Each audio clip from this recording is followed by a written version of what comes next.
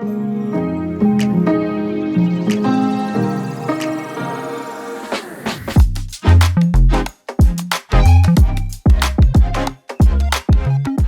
so here's one of my all-time favorites, the bunny spey. It's a fly I've used for steelhead here in the Great Lakes and even out west for many years. Pretty simple pattern.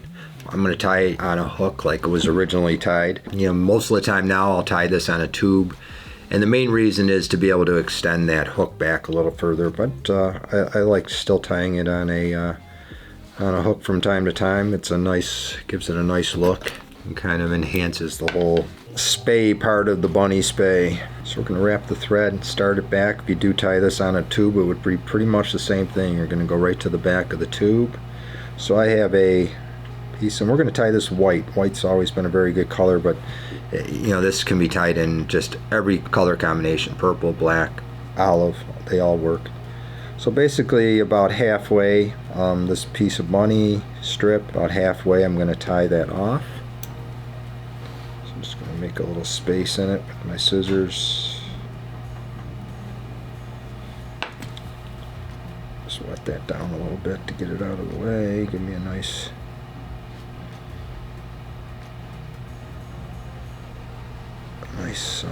open area to cinch it down.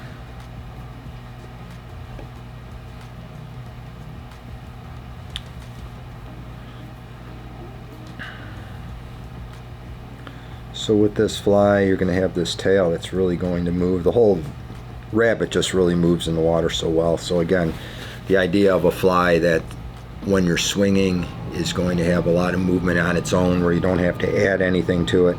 This one really fits the bill. But again, if you tie this on a tube, you're able to extend that hook point back to the end of the materials. A bit of an advantage for hooking a few fish that just want to grab the tail. We're going to rib this fly. Not necessary, but makes it more durable, and it also kind of separates the wing a little bit so that there's a greater tendency for that wing to move.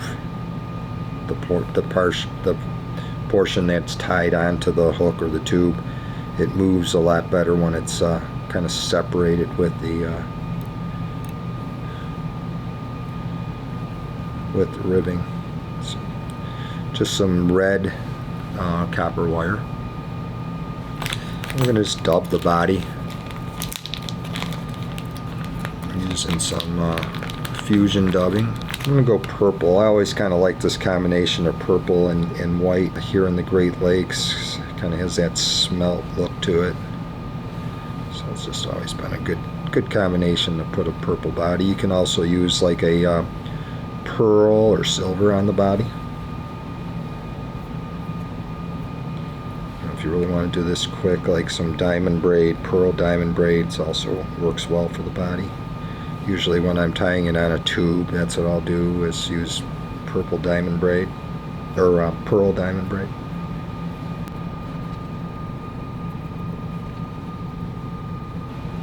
I'll take that right up to just onto the return eye of the hook.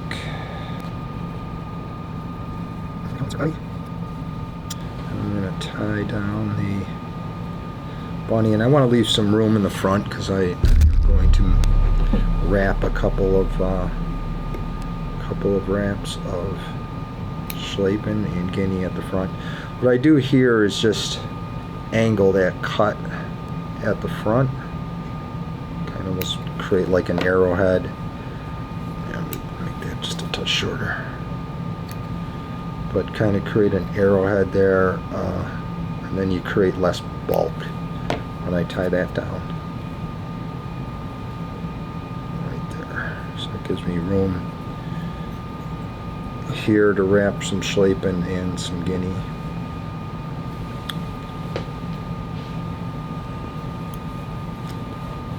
Now for the ribbing, I'll make about 3 or 4 wraps. What I do is just separate the materials so you don't want to wrap on the the fur itself to mat it down. You want to make sure it's free flowing.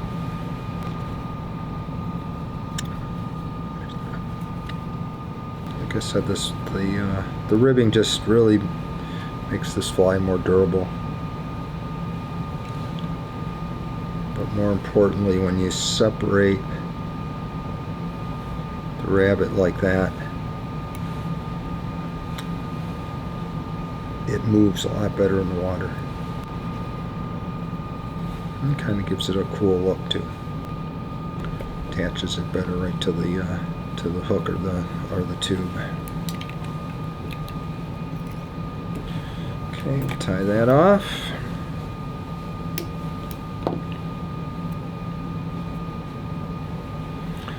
I'll give it a couple wraps of schlappen, and what this does is just creates again a little gives it a Spey fly type of appearance. But I think more importantly, from a fishing standpoint, creates a little bulk at the head, gives it more of that bulky bait fish appearance. And tying in at the tip, pulling back on the fibers as I wrap it, so just folding and pulling them back out of the way.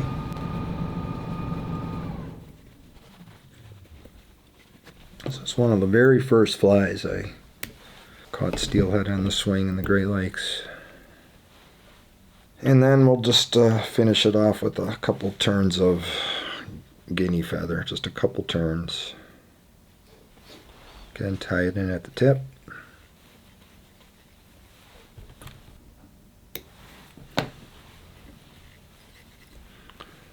Fold it back.